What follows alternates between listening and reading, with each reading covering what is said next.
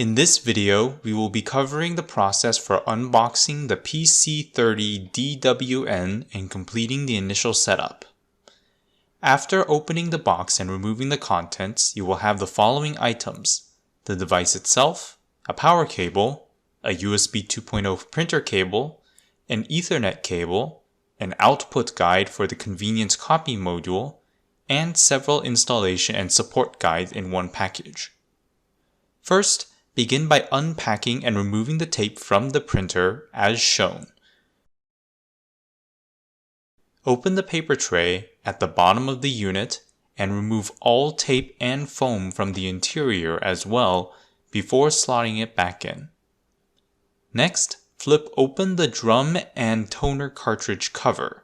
Remove the foam block from this location, then unpack and remove the toner cartridge from the printer. Remove all the tape from the drum and cartridge, and in addition, do not forget to remove the tab from the cartridge as shown. To see more specific instructions for this step, please see the video Drum and Toner Unpacking and Installation.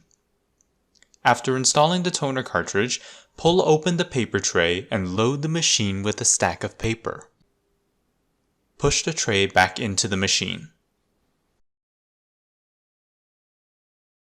Attach the convenience copy module output guide to the machine by aligning the hooks on the guide with the matching holes on the underside of the module.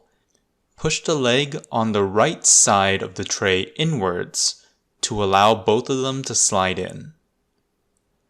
Plug the power cable into the printer and a nearby wall outlet. If you are intending to use Ethernet or USB cable connection, please plug in their respective cables as well. For more details, please see the Connect and Print series of videos. Once all is done, press the power button to turn on the machine. For more information, please visit www.visioneer.com.